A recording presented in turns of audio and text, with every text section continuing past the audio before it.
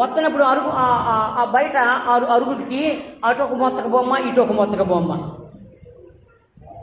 పైన వాక్యం, ఇంటికి వాక్యం, ఈ ఇంటికి యేసే అధిపతి రాసుకుంటారు. మీరు చూసారా? ఉంటాయి కదా బొమ్మలు. ఎక్కడ ఉంటాయి? ఎక్కడుంటాయి బొమ్మలు?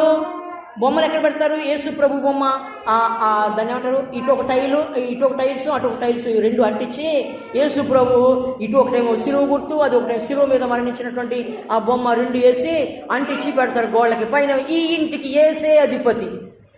చూసా? అది ఎవరి కోసం? ఎవరి కోసం కదా?